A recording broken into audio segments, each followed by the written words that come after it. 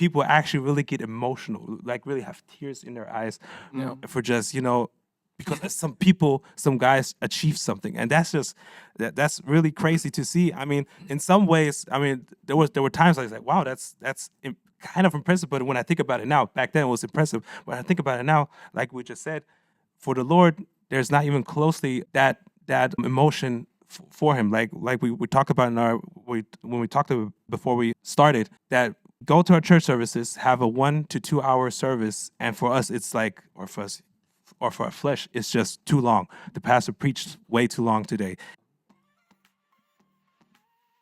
Ladies and gents, welcome to Voices of Life, the podcast with topics related to the apostolic faith in the 21st century. Let's talk about what interests you here on Voices of Life. Hello, hello, hello. Welcome to Voices of Life. Thank you for listening again and again and again. As many of you know, we have the European Soccer Championship. We have the Copa America in the United States. And in Paris, as hopefully many of you know, my people here, they didn't know nothing about it. So we have the Olympics in Paris. So we want to talk about sports today. I mean, I hope some of you out there like sports, because I like to watch sports.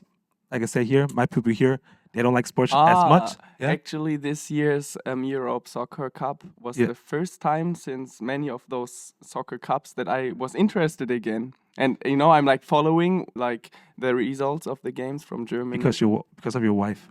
No, Okay. no, not because of her. Because of Germany. Yeah, somehow it's very funny because it was completely boring to me and I didn't care at all. And now I care a little bit suddenly. It's probably the jerseys.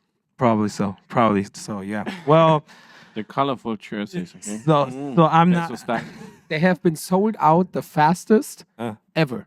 The German jerseys. Mm-hmm. The actual pink ones. Yep. Oh my gosh. Well, that's another topic we can talk about. Why and yeah. Oh gosh. I know something. But these are the winner jerseys, right? That's what they said. Are they? I don't know. Mm-hmm. Could be. Yeah. Somebody said because of those colors and what, I have no idea. Well, for that you guys are not so into sports, you know a lot about the jerseys. Well, for me that is far-fetched, though, this theory. But because this theory is so crazy, that's why I was interested in it. I guess that makes sense. Well, but sports didn't just happen 20 or 30 years ago. Happened quite a while ago, actually. I just knew it happened even before Christ came to earth. That people or nations had sports, they had Olympics, and they had competitions. And that's why we have also a scripture in 1 Corinthians, you said, Pastor? Mm-hmm. You want me to read it? Yes, I want you to read it. Read it for us, and then we'll get into the theme here. All right. Like Brother Justin said, the Greeks were also famous for having their Olympic Games already before Christ was born. So let's see. Paul also references it in 1 Corinthians, the 9th chapter, 24 till 27. Let me read it for you guys. Know ye not that they which run in the race run all, but one receiveth the prize. So run that ye may obtain. And every man that striveth for the mastery is temperate in all things. Now they do it to obtain a corruptible crown, but we an incorruptible. Therefore, so run not as uncertainly, so fight I, not as one that beateth the air, but I keep under my body and bring it unto subjection, lest that by any means, when I have preached to others, I myself should be a castaway. So what we see here is that he references the games, the Olympic Games, and he talks about the athletes there that are striving for a corruptible crown, and they do everything that they need to do just to obtain that crown, even though this prize won't be forever. Mm-hmm. It will corrupt, and one day maybe some people won't even remember who won, except if it is written down somewhere, then they may remember.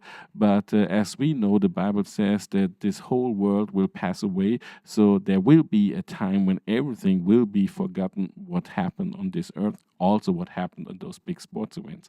So the Greeks, they really enjoyed those Olympic Games, and the masses of of people went there to watch it, and they had their favorite athletes the same way as we have it today. So masses of people today are shouting for their sports team or shouting for their favorite athlete, whatever kind of sports it is.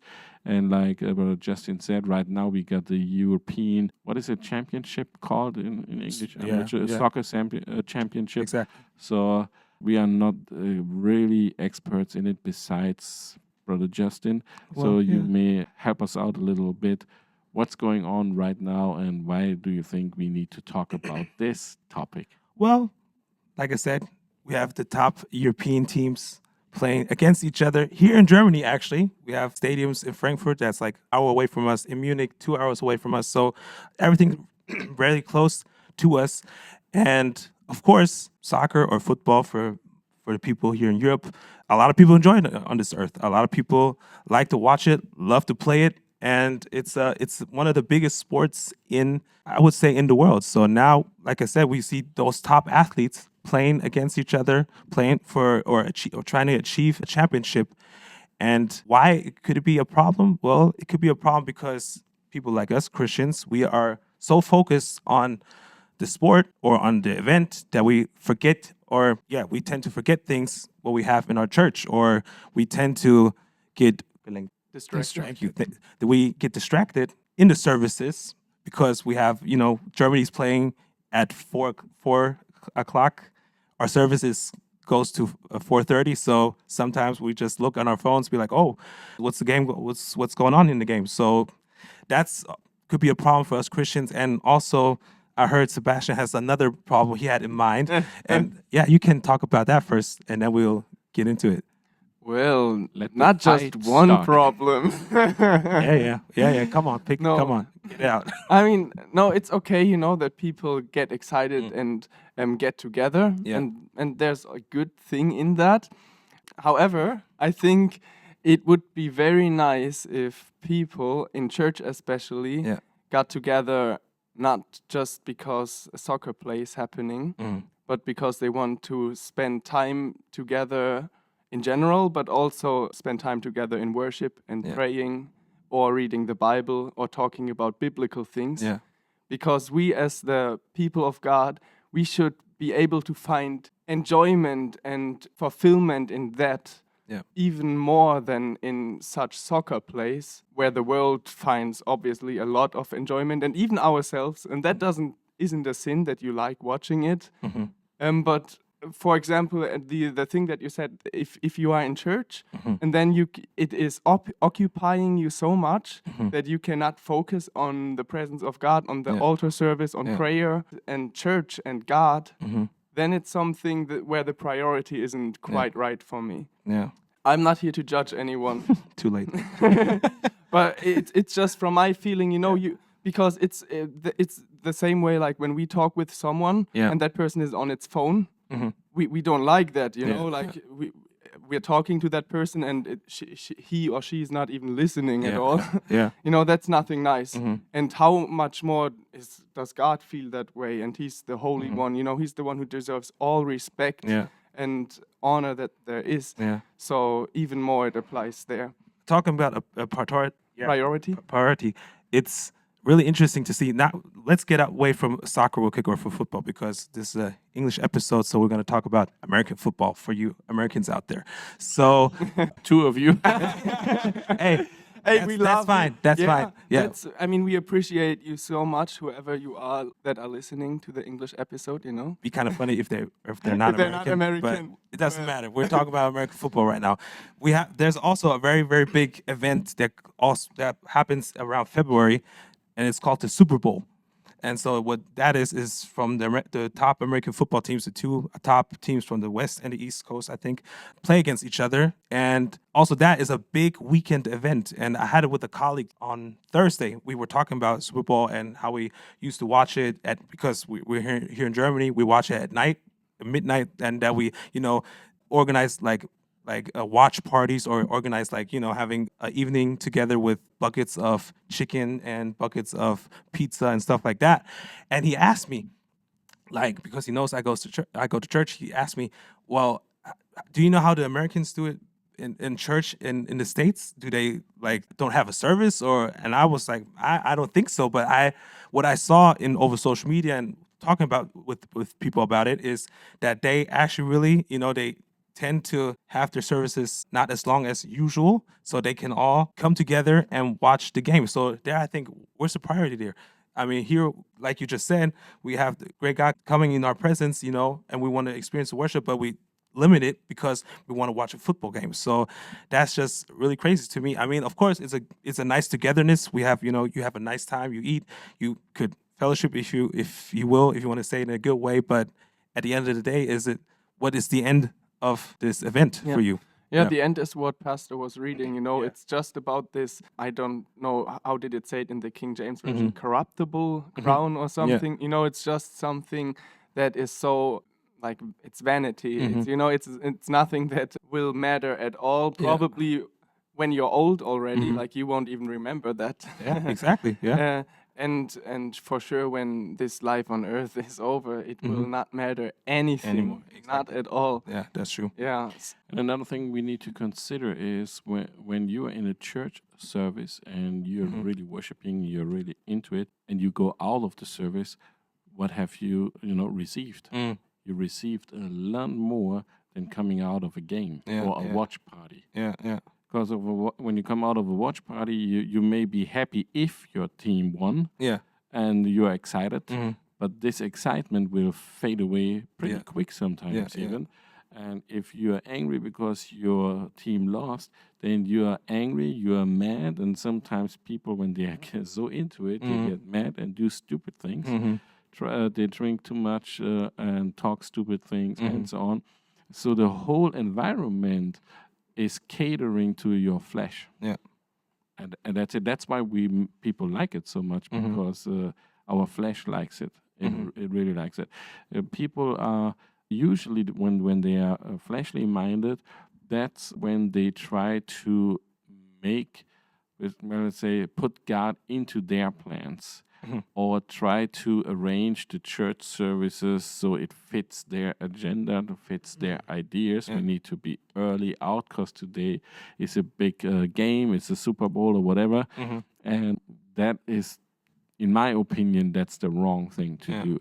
And as a church or as a pastor in a church, I would never promote this thing, even though if we had like a world championship competition here and it's so famous, everybody loves it, I wouldn't, just skip service a day on a Sunday or just have a watch party in the church for it. No, it's not. It's That not the happened right too. thing. I mean, they're also like they have themed Sundays. Our brother Steven told us about this. I heard about it too.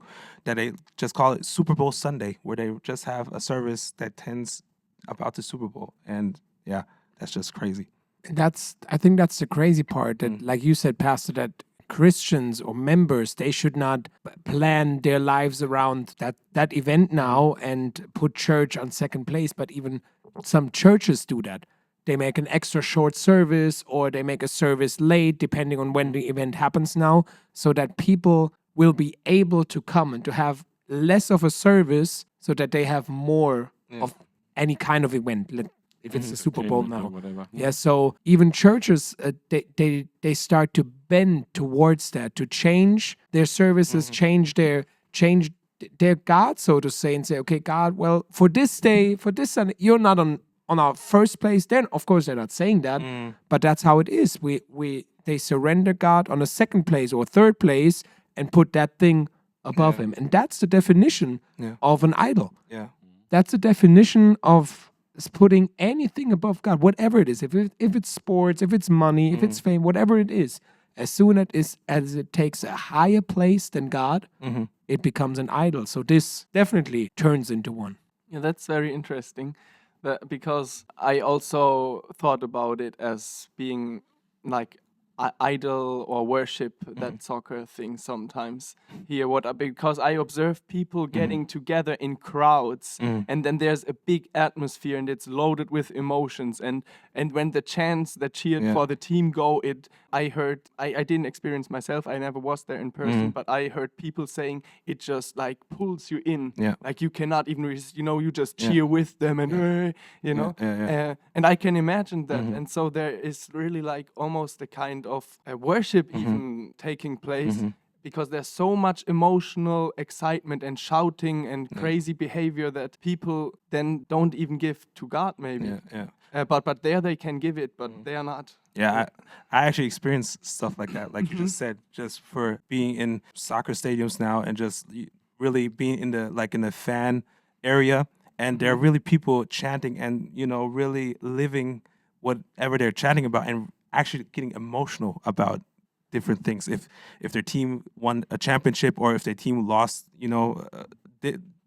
something happened, people actually really get emotional, like really have tears in their eyes for just because some guys achieved something, and that's really crazy to see. I mean, in some ways, there were times I was like, wow, that's kind of impressive. But when I think about it now, back then it was impressive. When I think about it now, like we just said, for the Lord, there's not even closely emotion for him, like we talked about before we started, that we go to our church services, have a 1 to 2 hour service, and for us it's like, or for our flesh, it's just too long. The pastor preached way too long today. Pastor Sasha again an hour. How can that be? He always says here 45 minutes tops, but no, it's 1 hour and 10 this time. How can this be? While we have sport events like baseball or even football or other sport events, they are almost the same time period, sometimes even longer. Like sometimes you actually have to be the whole day ready for getting to the stadium, I learned to get from the parking space to the stadium is maybe a half an hour. Depends how big the stadium is. So, and for that you have full understanding. For that you could do, that happens. It's a full stadium. It's a big game. But for coming into the house of the Lord, where you get a spot right where the usher takes you, so you come in, the usher has a spot right there for you, but still 2 hours is too long of a service, and that's just mind-boggling to me. And they are waiting outside of those arenas in the rain if that is necessary, and they may not like it, but they are not complaining. They stay. I was just thinking, what would happen if they want to go to a church or a service, and they have to go or walk through the rain a little longer? Yeah. Wow. How frustrated some people are because of that. Well, so it's a different thing, different priority. Yeah, but like you said, the priority is just whatever. If it's the sport, the team, whatever. But that's also crazy to me when I hear the word fan. It comes from the word fanatic. So that's why I always say when I talk about sports, what I mostly try to say is when people ask me, oh, what kind of fan are you? I'll be like, well, I'm not a fan basically, but I like the team such and such, or like I like the sports such and such, because why give myself into a group of people who are really fanatic over a different a subject that's not really forever, you could say. Yeah. A thought that just came to me is those things that you were talking about, they can also serve as a good or challenging thing for us, because if there are people that are so passionate about something like soccer, then it should challenge us to be at least that passionate also about God. Exactly. Yeah. So, the thing that you said about the stadium and the rain, and they wait there and they do it, we should be that way, that we take this upon us because our passion is big enough for the service and the presence of God that we want to have for the meeting. The biggest thing of all, you could say. We talk about sporting events, finals, the biggest event in history, the biggest event of this year, but we can experience the biggest thing every Sunday, every Tuesday, every Friday. Yeah, and there's this hype when something is coming up, and people are expecting it, and we should be expecting. Yeah. Of course, you cannot have that kind of expectation every week again. Yeah. It will be different. But maybe then for something else where you have a special gathering, you can have a bit more of a expectation and hype. For example, we have a Europe conference coming up. Oh, yeah, true. Isn't that Yeah. something, to Yeah. be passionate and hyped for Yeah. in a way? And then also in worshiping and praising God in general, like you can just sit in your chair, but you won't see a soccer fan just sitting in his chair, while his team is Yeah. playing. Yeah, that's so, also, yeah. So these kind of things can actually also encourage us to, Yeah. like just realize what this is about. Yeah, exactly. And then go the next step Mhm. and try giving more for God because we love Him and He took us out of this world Exactly. and made us free. That's so true. And there's even a verse for what you just described. It's in 1 John 2:15. John says, "Love not the world, neither the things that are in the world. If any man love the world, the love of the Father is not in him." And you can define love in different ways and see, okay, what counts into loving. Yeah. Is it money you invest? Is it time you invest? Just as an example, for a service like a special service, would you pay $6,500? Yeah, that's, yeah. Because that was the beginning price of a ticket for the Super Bowl Yeah. No. in 2024. Yeah. Yeah. Wow. That's crazy. And you have to think it's a stadium of 70,000 people and it's full. Yeah, and it goes up to 40,000 a ticket. Exactly. So I think people save money for years Yeah. for that event. They Yeah. take vacation Yeah. because they have to drive through the state. I mean, if they live in it's not like in Germany. Yeah. No, in Germany you come from one end to the other, Yeah. 5 hours. Yeah. If you drive fast If on you the Autobahn. But in America, it takes a while. Yeah, So they take vacation. They invest time. They invest money. They invest energy. They, like you said, they stay outside and wait until it opens just to get that seat. Yeah. And how is it? Is that love? Mm. Well, I would Yeah. count that as love It is, yeah. for that thing. And like you said, Yeah. Sebastian, like what is our love? Do we love God the way that people love the things in the world? And then this love has become worship for some people. Yeah. So those sports arenas are the modern temples, I would say, where people go and worship. They worship the sports, they worship this lifestyle and whatever comes along with it. And it is interesting how much people pay for those tickets. Also here in Germany, the Formula One races, crazy. Crazy how much money they spend for a whole weekend. But the thing is, sometimes they spend the money for the whole weekend. On day one, they are so intoxicated by alcohol that they have to go to the clinic and they miss the rest of it. Yeah. It is just crazy sometimes how people live and what they do. But like you said, save some money the whole year just to be there. And then when it comes to church conferences or church camps, where it's 10 euros more per person a year, oh my God, it is so incredibly expensive. Yeah. We cannot go there, and everybody is crying. And It's true. yeah, And can the it's church whining, support me? like, Yeah. Right. Can the church support me again? Yeah. Yeah. Yeah, but it's priorities. Then for other things, they are able to raise the money for it if they really want to. And they say, yeah, it's just once a year. Well, guess what? The camp is also once a year, or actually every second year. True. So there's just excuses and excuses. Whatever you really like, you work for it. You try to make a way for it. You have it. It becomes a priority. And those people, they are crazy sometimes for those sporting events, but not just to attend sporting events, but also to be an athlete. Yeah. They invest a lot. You know, I've heard stories from people what they say. Well, when our son was little or daughter, doesn't matter what kind of sports it is, we went every weekend. We had to take her or him to tournaments, and that cost a lot of money. We had to pay fees for it, and with the equipment we have to buy, and so they invest quite a lot for their kids to become successful. And then, like you said, who is willing to put a few €100 in the offering? I mean, not every Sunday, I do understand. But some people that travel every weekend to those sports events for their kids and so on, they pay. I don't know how much they pay if it's €100 or if it's less, but still they have to pay some money to do that, and they gladly do it. So I think it's a matter of priorities. And like Brother Stephen said, if sports is the thing between you and God, then it's an idol already. Definitely. And I think there's something else that is interesting about sporting events. Every time you see any sporting event, does not matter. It's always that they dress in a special kind of way, like the real fans, not those that just just sit there to be seen. I think there are some. They just sit there to be on the camera, to be on that. However, is that called? Kiss cam. Ultra box or what? You mean the box in the that big, stadium? and then then they wave like, oh, look at me, I'm Yeah. on the camera. But then there's others. I mean, they dress like crazy people. Yeah. They Yeah. would never go out like that in public if it was not a game with the flag around and their face colored and all of that stuff. But in that place, it's the right thing to do. If you don't do that, you stand out. Yeah. You're the awkward person. Like, wait, why don't you have a jersey on? What is wrong with you? Yeah. And that's the same thing. Like that God sometimes, well, He asks of us to dress in a certain kind of way. Yeah. We're like, hey, this is, or in coming to church. Yeah. Dressing in a certain kind of way, and then it gets not offensive, but what is that word? Hard is too easy, but it gets hard.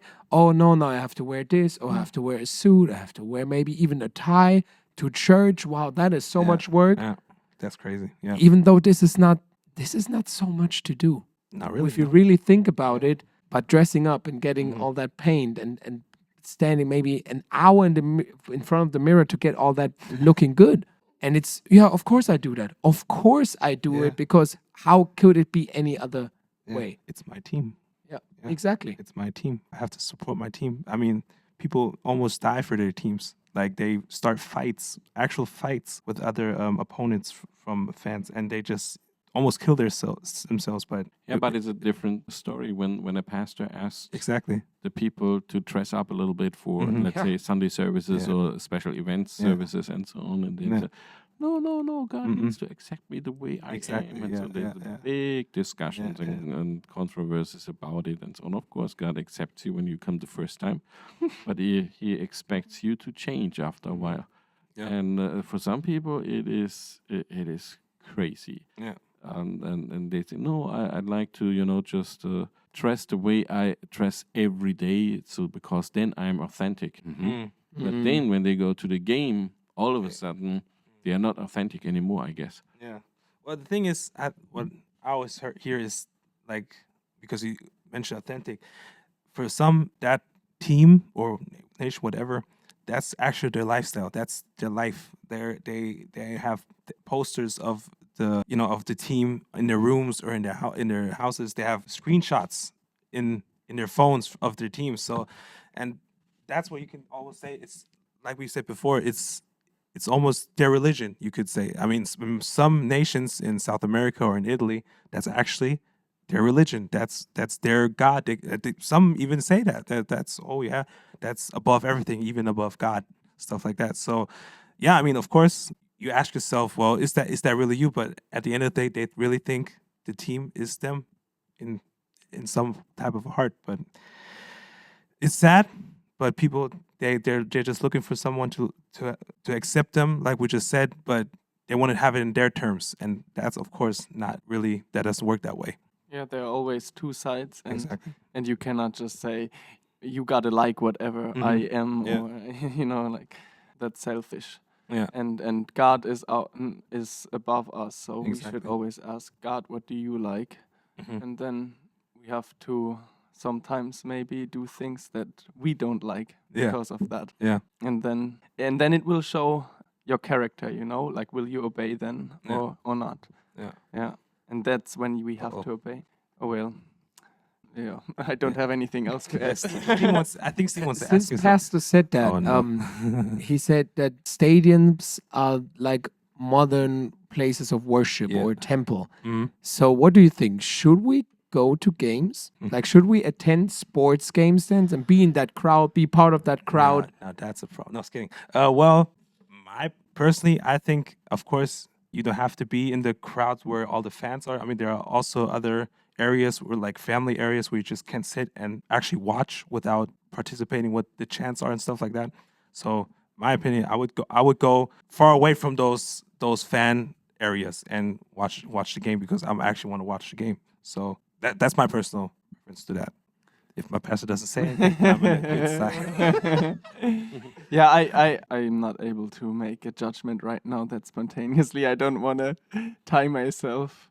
I'm sorry. Okay. I wouldn't be that extreme to say never go to a game or watch it or any kind of different event, even a non-sporting event. But the thing is, when the game takes place during worship service, No, of that's course a not. no-go, of course. Yeah. That's the first thing. And then I really have to think about, well, am I willing to support the work of God at least the same way as I support this kind of thing? Because what you're doing is you support a whole industry when you go to those games. Oh, that's another topic, right? Then you support everything by your finances and cheering them up and stuff like that. And the question is, are you ready to really support at least the same way the church? Actually, it should be a little more than the way you support this kind of events. If you're really a serious believer. Yeah. So that's why I wouldn't say never go to those games, but you really have to be careful that these games won't, catch you so much that you become addicted to it. Yeah. That you spend more time, energy, and finances and whatever to those things instead of the really important things. For you guys out there, mostly I get free tickets, so just saying. I always put my finances in there. Just saying. So everybody comes to you now for tickets, all right? Well, Nice. well, I got connections, but not for you. So, okay, I think we could wrap it up, or no? Someone to add? No, I think we said a lot about the sport and how it can become an idol. Yeah. I mean, of course, we want to say also sports is not just evil if you just watch it, of course. But if you take it in a next level and just say, here we will go, we want to support the team everywhere the team goes and in every situation, then you should think about it or think about what you're actually really supporting. But yeah, it's a wrap. Thank you for listening. Tell me, what team are you supporting? Write in the comments. If not, if you don't support anything, just tell me what kind of sport you're watching. It was nice. Until next time. Yay. And if you don't support any team like me, then just write any comment like God bless you or something. But we need comments for the algorithm so that, people find us. So just leave a comment. Just leave a comment. Yeah. Just leave any comment. Yeah. Until next time. Bye. Or as Nike would say, just do it. Oh, I wanted to say that. Wow. No. Wow. Yeah, he got you. He beat you to it. He beat you to it. Okay. All right then. Yeah. Bye-bye. Till next time.